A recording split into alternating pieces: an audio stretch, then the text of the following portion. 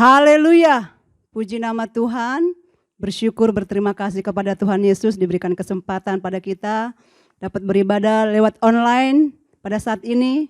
Mari saudara-saudari siapkan hati pikiran kita, arahkan hati pikiranmu, hidupmu buat Tuhan Yesus, memuji menyembah Tuhan Yesus. Mari saudara, kita mulaikan ibadah kita pada saat hari ini. Kita naikkan pujian kita, Yesus kau kebenaran.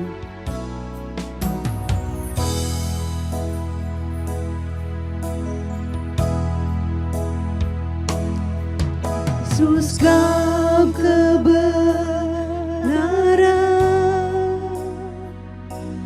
yang menyelamatkanku.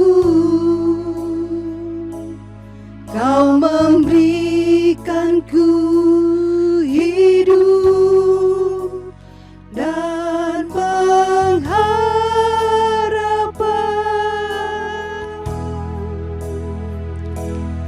Ku ikut kehendak-Mu, ku perlu anugerah-Mu, ku nyatakan janjiku kepadamu. Lagi katakan dengan iman, Yesus kau kebenaran. Yesus kau kebenaran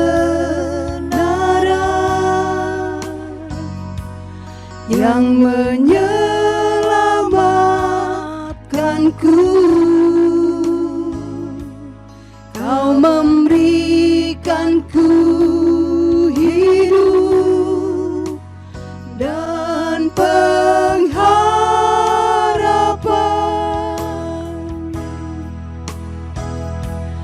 Ku ikut kehendak-Mu, ku perlu anugerah-Mu, ku nyatakan janjiku kepadamu.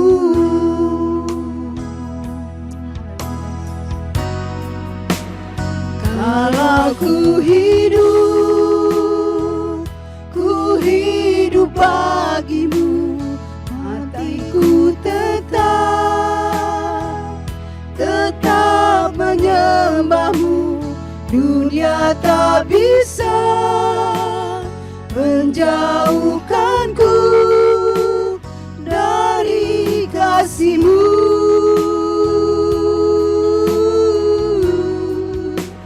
Selama ku hidup bagimu, mataku tetap memandang-Mu. Dunia tak bisa menjauhkanku dari kasih-Mu. Lagi kalau ku hidup bagimu. Kalau ku hidup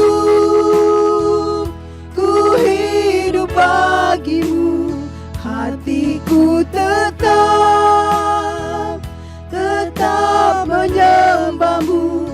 Dunia tak bisa menjauhkanku dari kasih-Mu.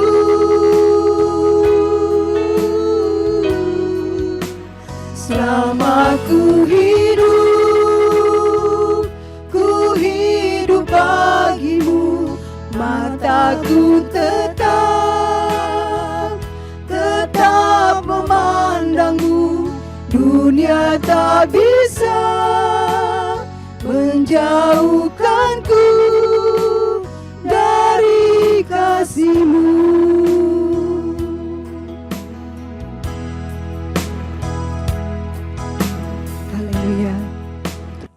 Terima kasih Tuhan, pada saat hari ini Tuhan, ini semua bukan karena kuat dan gagah kami, tapi semua karena kemurahan Engkau Tuhan. Sebentar kami akan mulai acara ini dari awal, pertengahan, hingga akhirnya. Biarlah ini menjadi berkat bagi kami semua Tuhan. Kami akan mulai acara ini hanya di dalam nama Tuhan kami Yesus Kristus. Haleluya. Amin. Haleluya. Mari saudara, kita nyanyikan pujian ini dengan girang-girang. Katakan, kerahkanlah kekuatan-Mu ya Allah. Haleluya. Haleluya, puji Tuhan. Haleluya.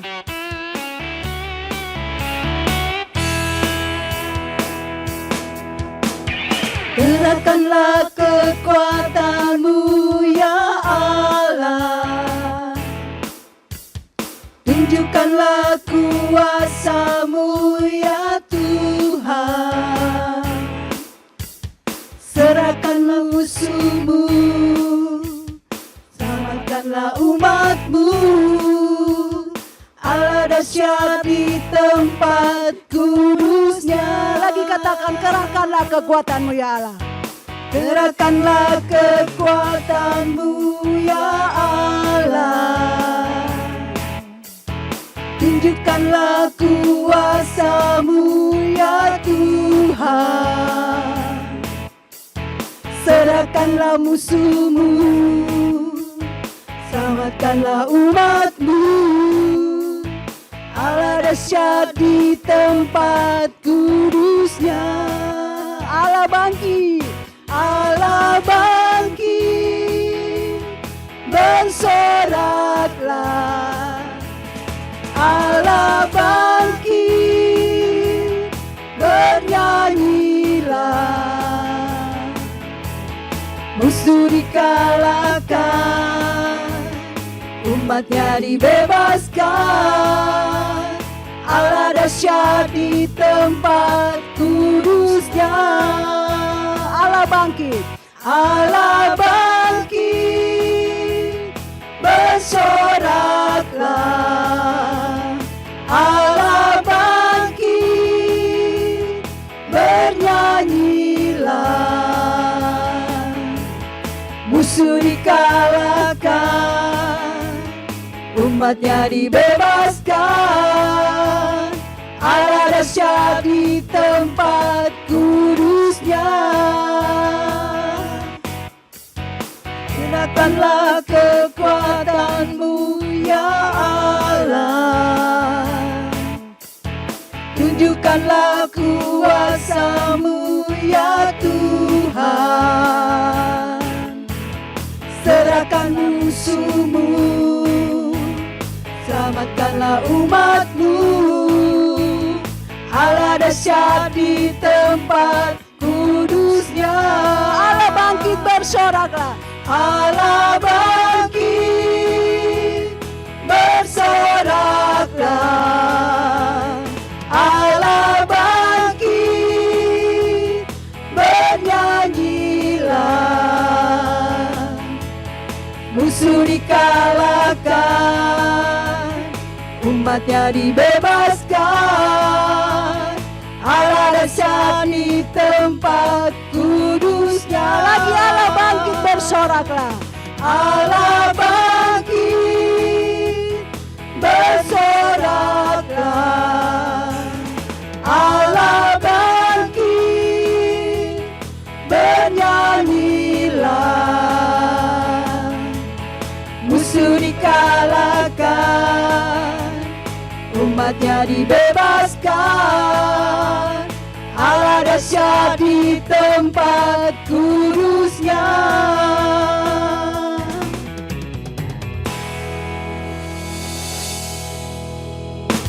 Haleluya, puji Tuhan. Kita ganti pujian kita. Dia tak pernah gagal, sebab Dia Allah yang berkuasa. Nyanyikan pujian ini dengan girang-girang. Haleluya, haleluya. Tak pernah gagal, karena Dia Allah.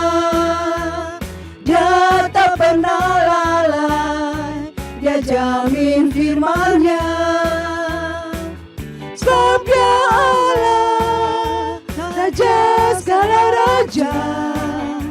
Kekuatanku, perisaiku, dan gunung batuku. Bersoraklah, puji sembah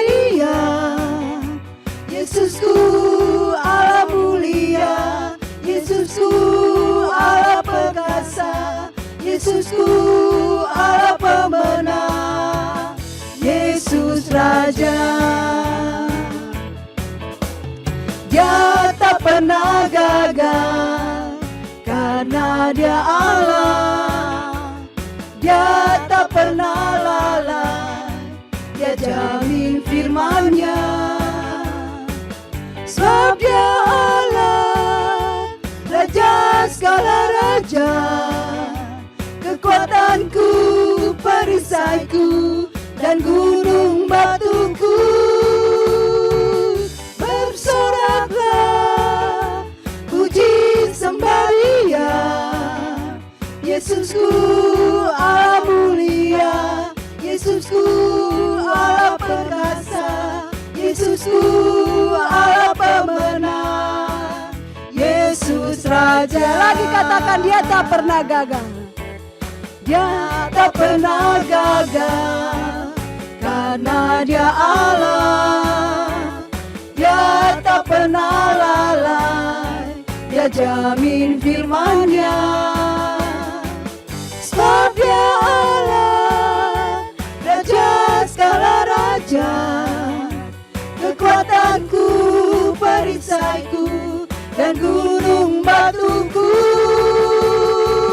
Bersoraklah, puji sembah Dia, Yesusku Allah mulia, Yesusku Allah perkasa, Yesusku Allah pemenang, Yesus Raja.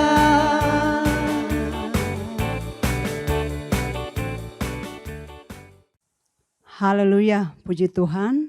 Tiba saatnya kita mendengarkan kebenaran firman Tuhan. Mari saudara, siapkan hati pikiranmu. Mari kita naikkan pujian kita ini. Firman-Mu berkata, Kau besertaku. Haleluya Tuhan. Haleluya Yesus. Haleluya. Haleluya. Haleluya Tuhan. Haleluya. Haleluya. Firman-Mu berkata, Kau besertaku, maka kuat roh dan jiwaku. Tangan-Mu Tuhan selalu ku nantikan, di setiap langkah ku percaya. Firman-Mu berkata, Kau besertaku, maka kuat roh dan jiwaku. Tangan-Mu Tuhan selalu ku nantikan, di setiap langkah ku percaya. Dengan sayap-Mu, dengan sayap-Mu ku akan terbang tinggi. Di tengah badai hidup ku tak menyerah.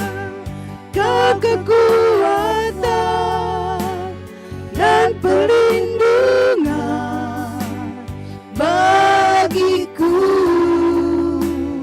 pertolonganku di tempat maha tinggi. Ku mengangkat tanganku, aku berserah.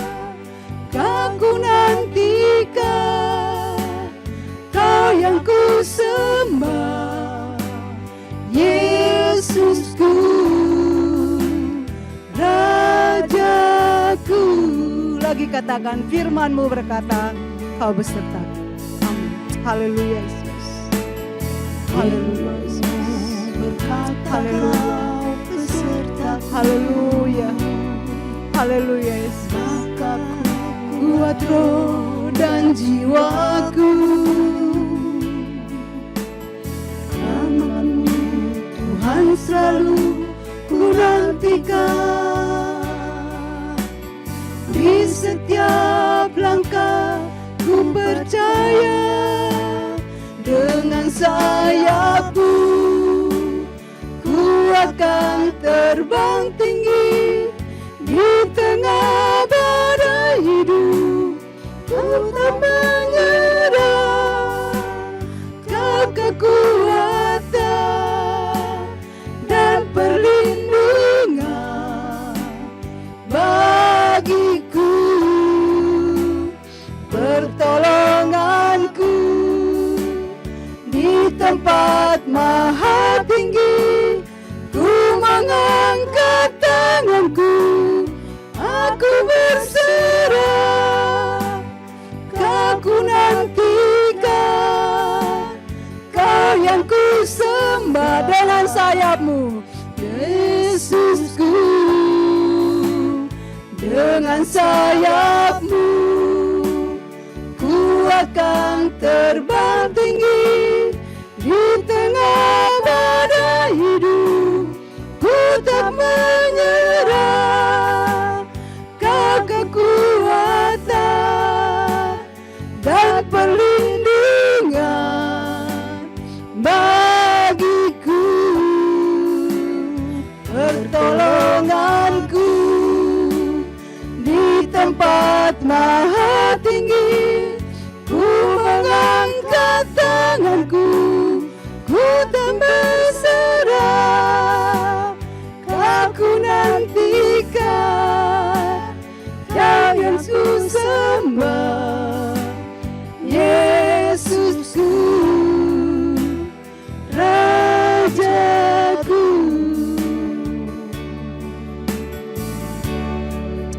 Haleluya. Allah Bapa kami yang ada di dalam surga, yang kami panggil di dalam nama Tuhan Yesus Kristus.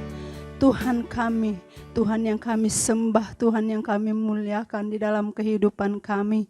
Kami bersyukur buat saat ini Tuhan, Engkau masih beri kesempatan kepada kami untuk berbuat bakti, terlebih untuk mendengarkan firman Tuhan. Karena kami tahu firman-Mu adalah kekuatan kami, firman-Mu adalah jawaban bagi setiap pergumulan kami. Apapun yang kami gumulkan kepada Engkau Tuhan, kami yakin dan percaya pasti Tuhan jawab. Oleh sebab itu di tengah-tengah kami menghadapi pergumulan hidup ini, biarlah firman-Mu saja yang menjadi kekuatan kami. Firman-Mu saja yang menjadi pelita bagi kehidupan kami. Terima kasih Tuhan Yesus, memberkati hamba-Mu yang sebentar lagi akan menyampaikan firman-Mu. Biarlah kami semua juga Tuhan diurapi oleh kuasa-Mu Tuhan, sehingga firman Tuhan tidak lalu dengan percuma, tetapi akan tertanam di dalam kehidupan kami, untuk kami menjadi berkat bagi orang lain ya Tuhan. Terima kasih Bapa di surga, terima kasih Tuhan Yesus. Kami mau siapkan hati kami mau duduk diam untuk mendengarkan firman Tuhan. Di dalam nama Tuhan Yesus Kristus kami sudah berdoa dan mengucap syukur. Haleluya. Amin.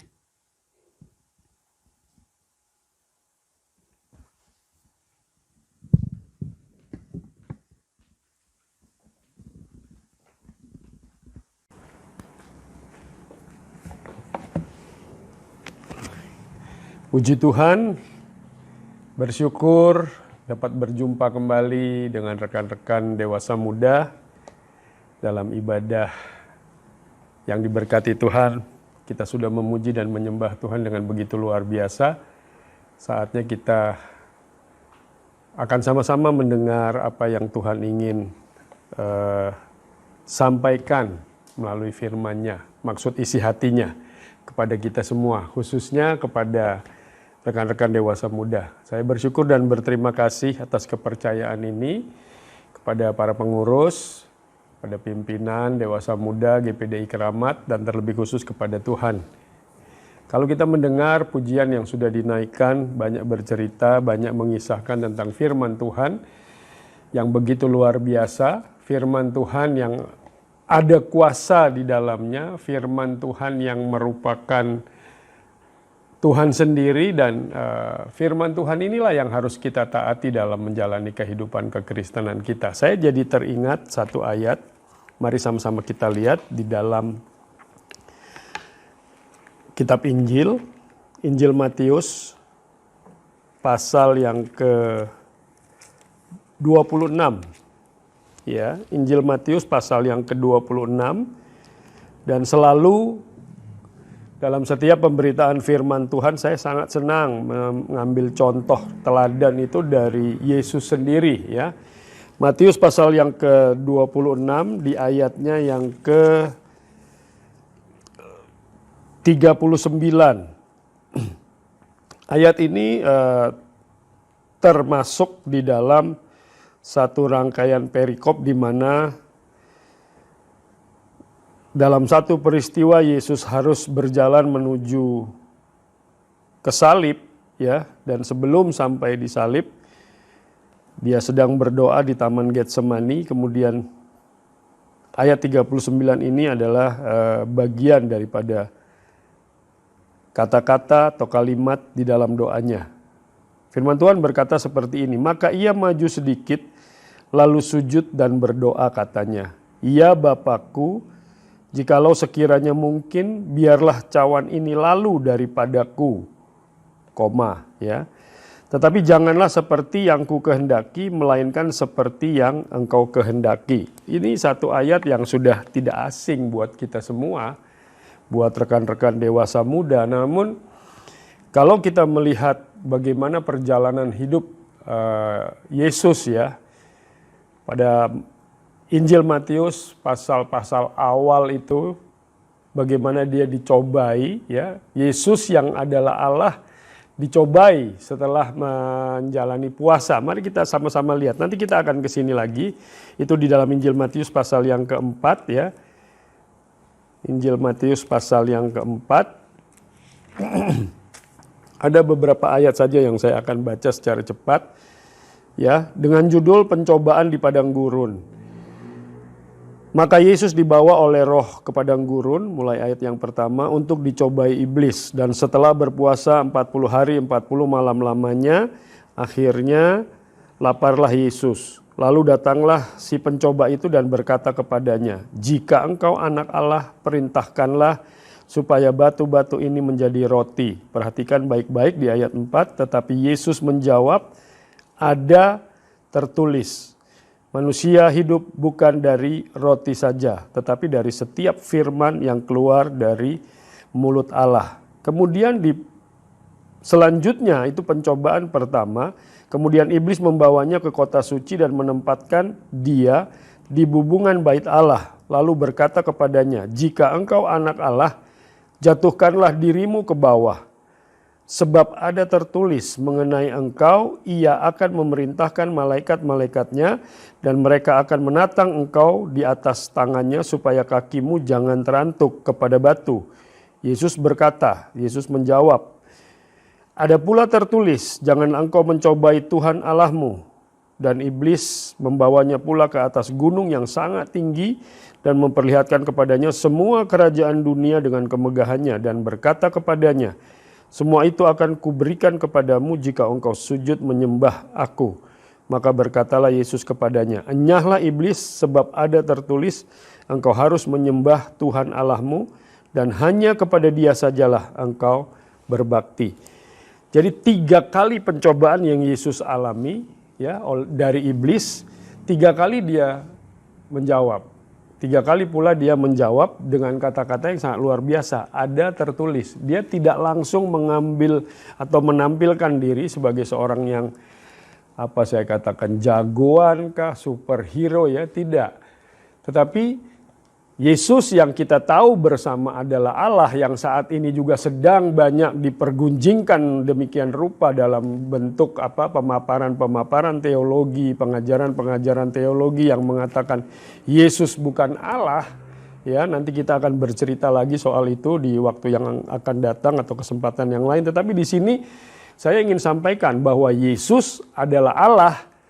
Ya, dan kalau kita pelajari dari Injil Yohanes pasal 1 ayat 14, Yesus adalah firman dan firman itu Dia sendiri. Nah, di sini pada saat dia diuji oleh iblis, dicobai oleh iblis, seharusnya buat apa dia berkata ada tertulis ya? Tentu dirinya sendirilah itu firman. Tetapi lihat bagaimana sikap humble daripada seorang yang begitu luar biasa. Yang kita kenal, Yesus adalah Allah. Dia tidak serta-merta langsung mengangkat dirinya, kemudian merasa hebat. Ya, dia tetap berpatok kepada firman Allah. Ini sebuah pembelajaran buat gereja Tuhan di akhir zaman.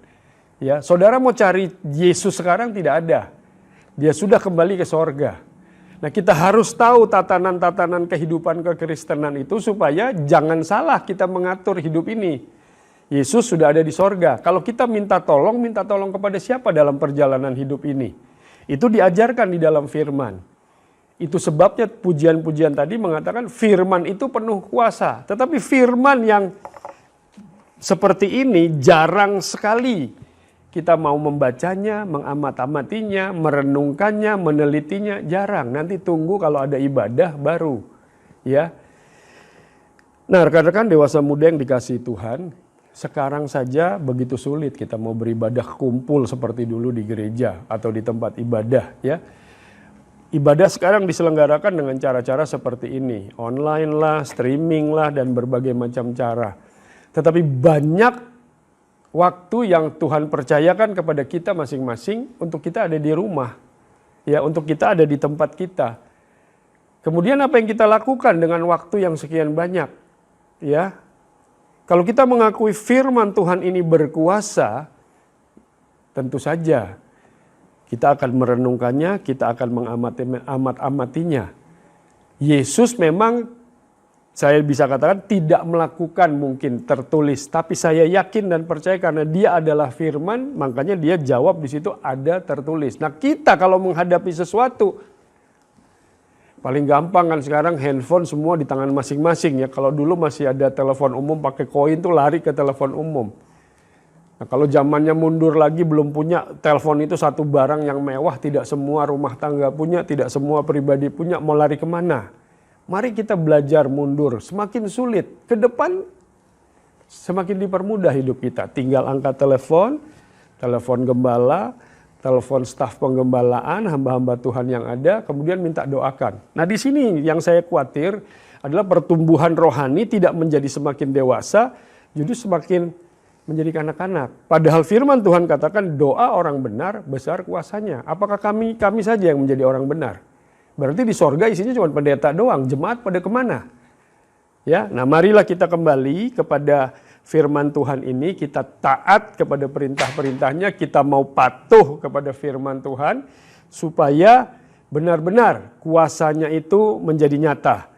Ya, nah kenapa saya ambil di ayat pertama tadi sebagai ayat pokoknya, itu Matius 26. Nah kita lihat bagaimana Yesus saja sempat hampir gagal di dalam mentaati firman Tuhan. Karena di sana dikatakan ada kalimat yang berkata seperti ini di doanya. Ya Bapakku, jikalau sekiranya mungkin. Ini kan nawar ya.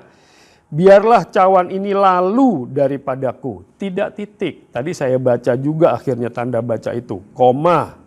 Tetapi janganlah seperti yang ku kehendaki. Nah di sini kita harus paham. Makanya kalau baca firman nggak usah buru-buru ya, nggak usah cepet-cepet seperti baca novel, baca majalah, baca koran ya. Nah di sini dikatakan janganlah seperti yang ku kehendaki. Berarti di situ ada makna bahwa dia tahu apa yang Bapaknya kehendaki. Rencana apa yang Tuhan sudah Bapaknya di sorga menetapkan untuk dia. Dari mana dia bisa tahu? Firman. Ya, saya ke kitab Efesus pasal yang pertama. Efesus pasal 1, sudah berulang kali saya ini kan ayat ini juga. Ayat yang ke-9, Efesus 1 ayat yang ke-9 berkata, sebab ia telah menyatakan rahasia kehendaknya kepada kita. Ia itu siapa? Bapa di sorga, sudah menyatakan kehendaknya. Rahasia kehendaknya kepada kita sesuai dengan rencana. Tuh bayangkan kalau namanya rencana kan itu dimulai sebelumnya ya. Rencana kerelaannya yaitu rencana kerelaan yang dari semula sejak awal telah ditetapkannya di dalam Kristus. Jadi rencana Bapa sudah ditetapkan di dalam Kristus. Tujuannya apa? Dia jadi korban untuk keselamatan umat manusia. Nah, pada saat dia harus memikul beban itu, dia berdoa di Taman Getsemani. Sekiranya masih nawar. Orang Kristen kan juga masih banyak yang nawar-nawar ya. Ya belanja sih nggak jadi masalah. Tapi dalam menjalani satu kehidupan, tidak bisa tidak. Ya harus ya, tidak harus tidak. Kita harus tegas sekarang dengan kehidupan ini. Ya. Apalagi dunia ini tidak semakin benar, tidak semakin baik, justru arahnya ke sana, semakin ke sana nanti semakin bobrok, ya. Makin jelas dipisahkan mana yang domba, mana yang bukan. Nah, mari rekan-rekan dewasa muda. Nah, kalau saya ambil dari kata-katanya saja dewasa muda. Ya, boleh masih muda tapi sudah dewasa. Ya, di dalam kehidupan rohani khususnya di dalam pemahaman firman. Perhatikan baik-baik ya, saya sudah beberapa kali di 2-3 bulan terakhir ini selalu mengarah ke sana. Pernah juga saya bawakan ini dalam satu siaran radio yang dipercayakan, radio Kristen. Kita buka di dalam kitab Keluaran pasal yang ke-25. Ya, Keluaran pasal yang ke-25.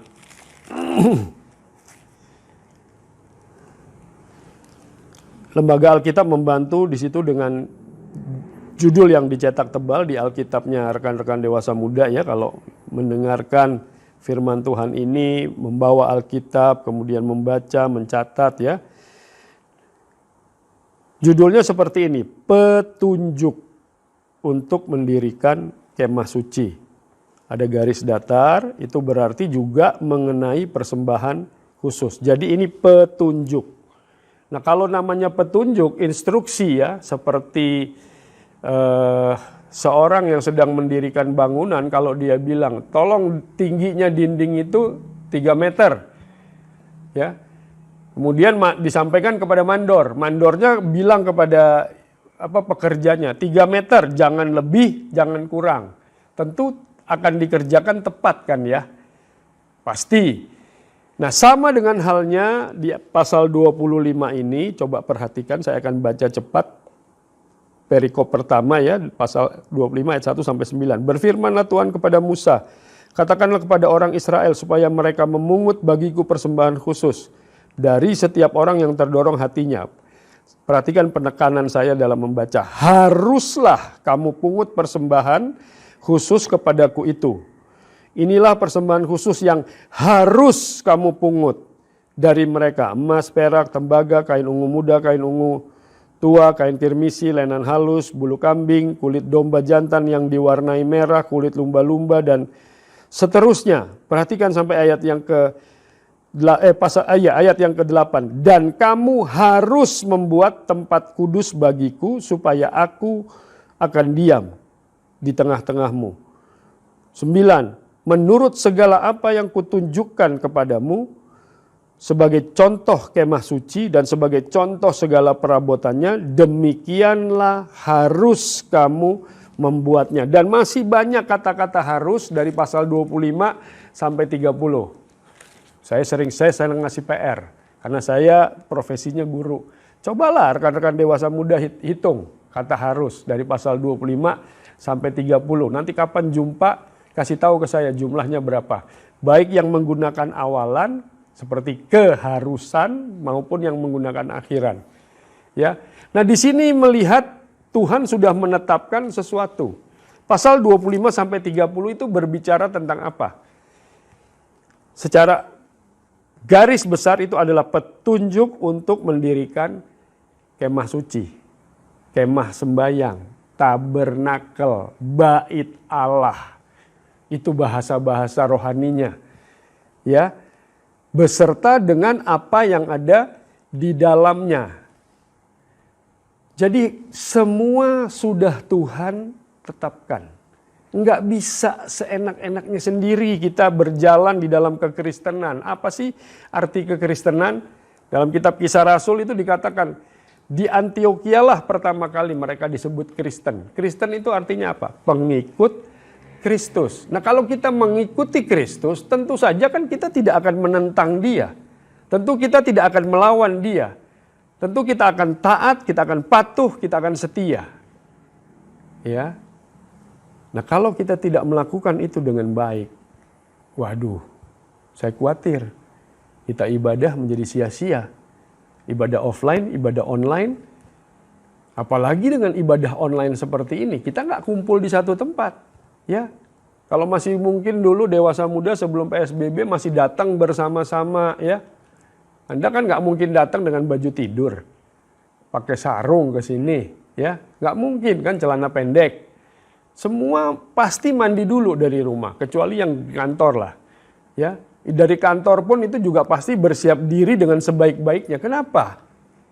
Apakah karena mau ketemu teman-teman atau cuman ya yang penting karena sudah kebiasaan, atau memang benar-benar kita mempersiapkan diri sebagai bait Allah untuk berjumpa dengan Tuhan kita. Ketaatan yang sederhana dulu, baru nanti kita bisa bicara tentang bagaimana menaati firman Tuhan. 1 Korintus pasal yang ketiga. Saya kalau nggak ngelihat ini rasanya nggak seret gitu ya. Supaya kita paham. 1 Korintus 3 ayat 16 tuh. Ayat-ayat yang sudah tidak asing. Tidak tahukah kamu rekan-rekan dewasa muda bahwa kamu adalah bait Allah dan bahwa roh Allah diam di dalam kamu.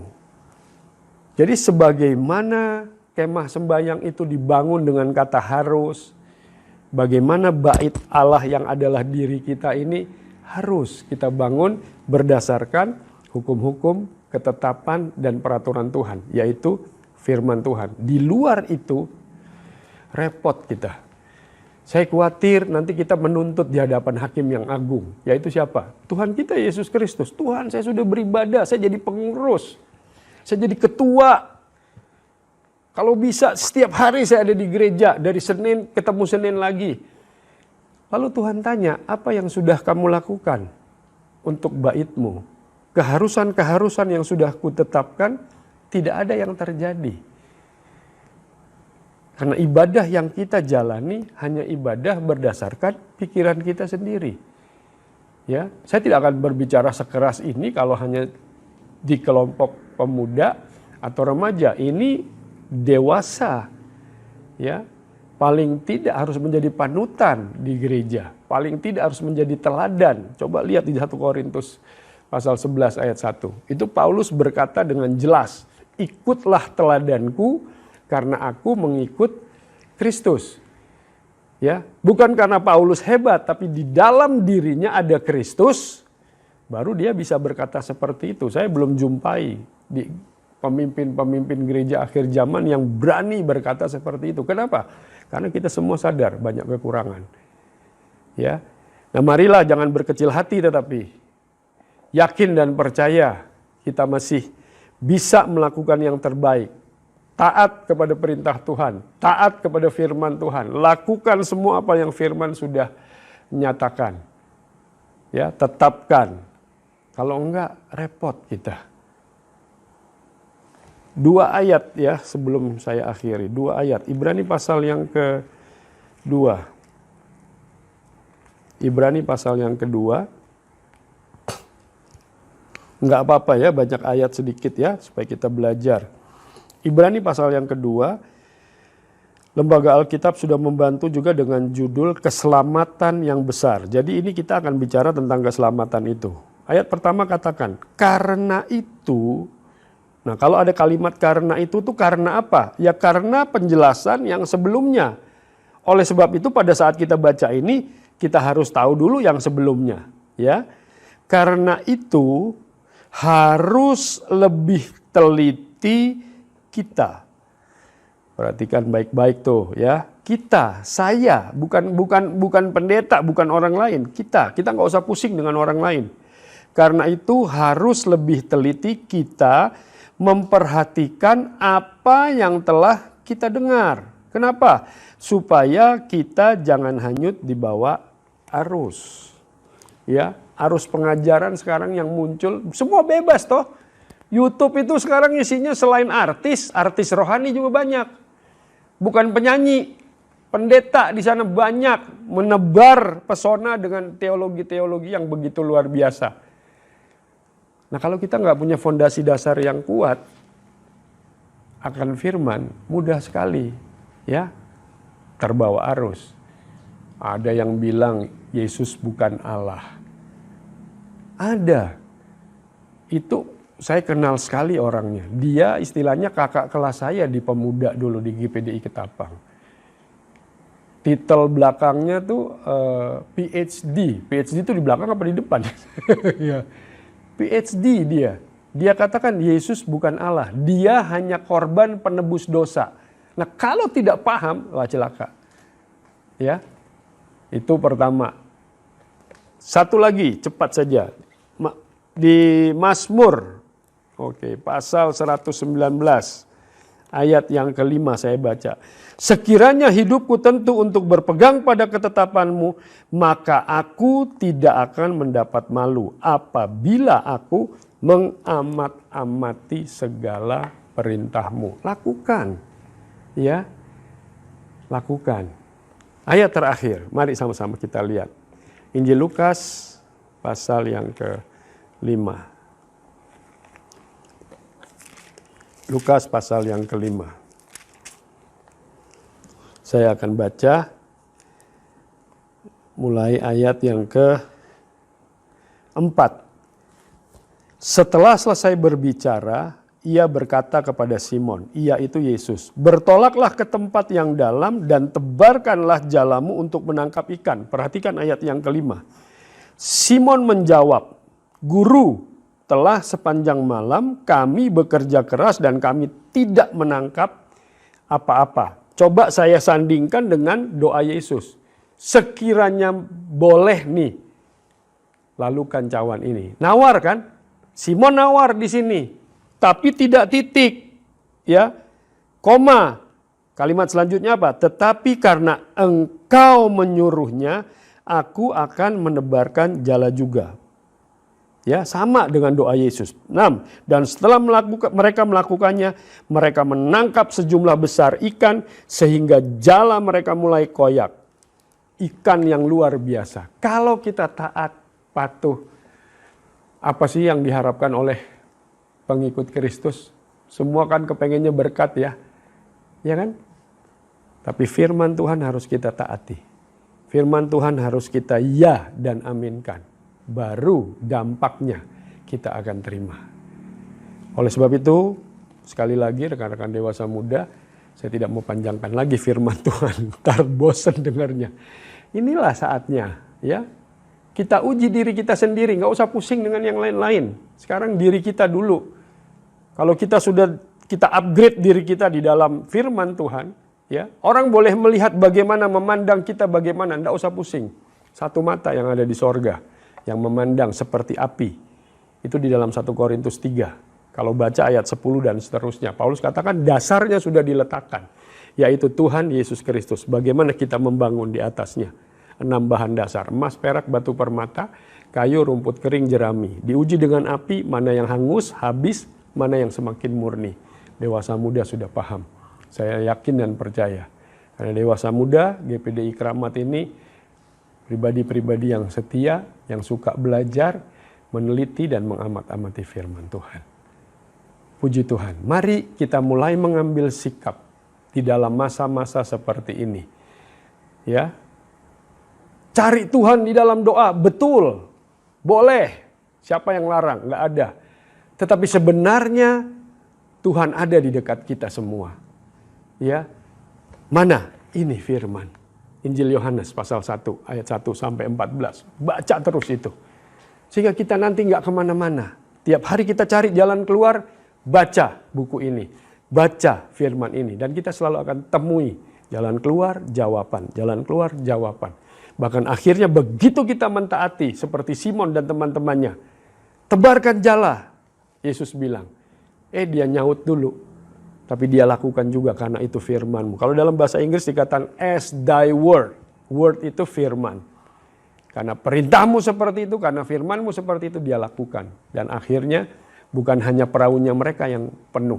Mereka panggil perahu-perahu lain. Diisi lagi sampai penuh. Berkat itu bukan hanya buat dia, buat semua yang ada di sekitarnya. Ada keluarga kita, ada saudara kita, ada lingkungan kita, ada teman-teman kita. Asalkan kita taat kepada perintahnya, sabar melakukan, saya jadi ingat lagu lama itu, ya, yakin Tuhan jawab setiap doa kita. Asalkan dalam perjalanan hidup ini kita sesuai dengan firman Allah. Puji Tuhan. Kita akan naikkan pujian ini dan kita akan berdoa. Dan kita akan buat satu komitmen kepada Tuhan, ya. Saya mau pegang janjimu. Saya mau pegang setiap firman Tuhan, ya, dalam kehidupan ini. Supaya apa? Hidup kita benar-benar ada di dalam kehendak-Nya. Ku taat perintah-Mu, ku sabar melakukan, ku yakin Tuhan jawab.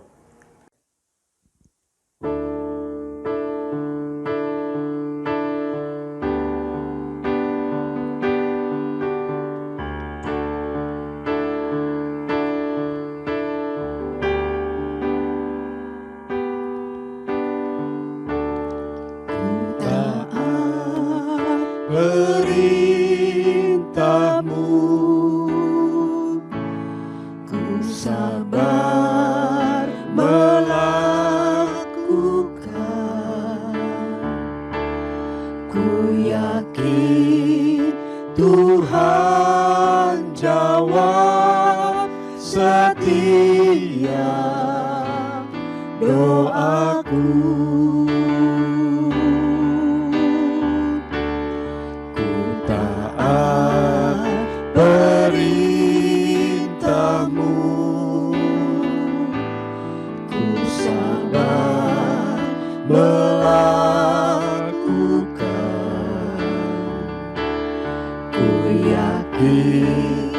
Tuhan jawab setiap doaku.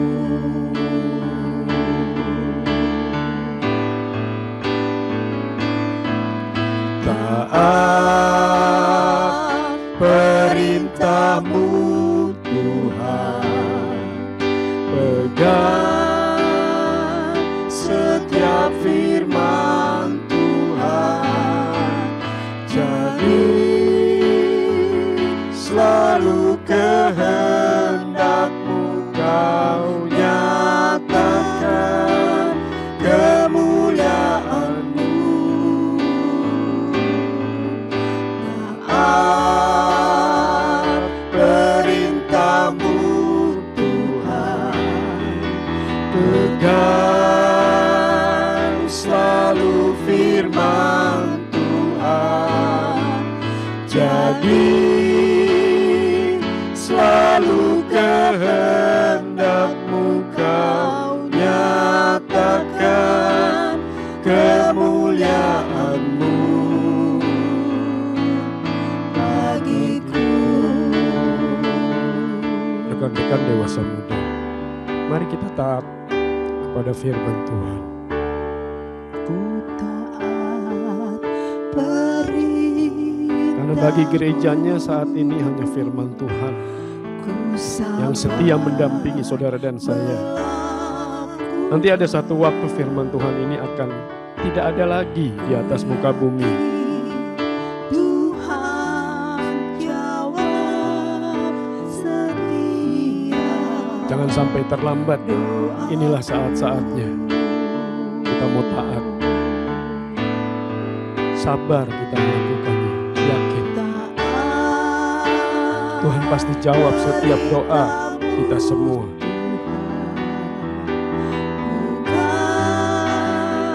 Saya katakan di awal bahwa Yesuslah yang menjadi teladan kita semua. Dan dalam kitab Filipi digambarkan di sana, dia taat sampai mati, bahkan mati di kayu salib. Dan dampak yang diperoleh adalah dia mendapatkan nama di atas segala nama dari Bapaknya. Mari taat kepada Tuhan. Taat perintah-Mu Tuhan. Pegang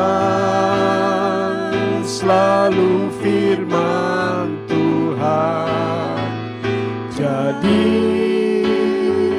selalu kehendak-Mu Kau nyatakan kemuliaan-Mu bagiku.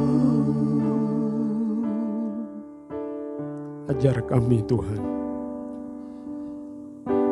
ajar kami untuk selalu taat kepada firman-Mu, kepada perintah-Mu, kepada ketetapan-Mu, kepada hukum-hukum-Mu. Kalau kami taat kepada firman-Mu,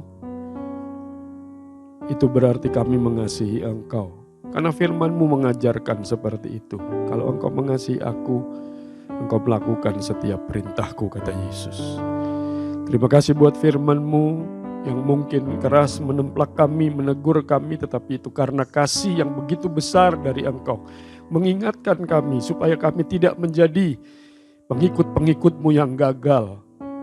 Karena buku kehidupan ini, buku petunjuk untuk menjalani kekristenan ini ada pada kami semua. Tolong rekan-rekan dewasa muda ya Tuhan, supaya mereka juga dapat menjalaninya dengan baik di dalam kedewasaan mereka. Mereka menjadi teladan dimanapun mereka berada bagi generasi-generasi selanjutnya. Terima kasih ya Tuhan, berkat-Mu melimpah atas kami semua. Dan kami percaya kalau kami taat akan perintah-Mu, sebagaimana yang Simon lakukan, sekalipun itu mungkin bertentangan dengan hukum-hukum alam, tapi ia berkata, as thy word, sesuai perintah-Mu ia lakukan. Dan hasilnya sangat luar biasa. Terima kasih Tuhan Yesus Kristus. Doa hamba-Mu untuk rekan-rekan dewasa muda, untuk persekutuan dewasa muda di GPDI Keramat ini. Biarlah kiranya Engkau terus beserta, Engkau terus memberikan pencerahan-pencerahan melalui firman-Mu, bekali mereka semua ya Tuhan, supaya menjadi pribadi yang dewasa di dalam Engkau. Mereka setia mengamat-amati, mereka setia meneliti, mereka setia merenungkan firman-Mu siang dan malam. Karena hanya firman-Mu yang dapat menguduskan kami melalui pemahaman yang kami dapat darinya dalam perjalanan kehidupan yang Tuhan masih percayakan. Terima kasih sekali lagi Bapa di dalam sorga, segala puji syukur kami naikkan kepadamu. Engkau sudah sertai jalannya ibadah ini dengan begitu luar biasa. Kami rasakan hadirat-Mu. Dimanapun rekan-rekan dewasa muda ada, jauh dari tempat ini yang mendengar. Bahkan semua pribadi-pribadi yang ikut mendengar, mungkin bukan anggota dari dewasa muda. Karena pemberitaan firman Tuhan ini dapat didengar di mana-mana. Berkat-Mu melimpah atas semua yang mau mendengarkan dan menerima firman Tuhan ini. Dan menjadikan firman Tuhan ini satu berkat di dalam kehidupan mereka. Dan mereka boleh bertumbuh dengan dewasa di dalam firman-Mu. Terpujilah Engkau untuk selama-lamanya. Berkat-Mu melimpah sekali lagi kalau ketaatan ini terjadi atas kehidupan kami semua. Terima kasih Tuhan Yesus Kristus. Terima kasih untuk ibadah yang diberkati ini. Terpujilah Engkau untuk selama-lamanya. Tak lupa hamba-Mu juga berdoa untuk kepengurusan daripada dewasa muda yang ada. Biar kiranya Tuhan terus pakai menjadi berkat, menjadi alat-Mu yang sangat luar biasa. Terpuji-pujilah Engkau untuk selama-lamanya. Oleh sebab itu, rekan-rekan yang ada, yang mendengarkan ibadah ini, yang mengikuti ibadah ini, mendengarkan pemberitaan firman, terimalah berkat daripada Allah Bapa, kasih sayang daripada Tuhan kita Yesus Kristus, pertolongan, bimbingan, arahan, tuntunan, daripada Allah Roh Kudus menyertai kita semua sekalian. Sekarang, esok, bahkan sampai selama-lamanya. Ia buat kita sehat, Ia buat kita kuat, Ia buat kita dewasa di dalam Tuhan kita Yesus Kristus. Kami akhiri ibadah ini dengan mengucap syukur dalam nama Tuhan Yesus Kristus. Haleluya. Amin.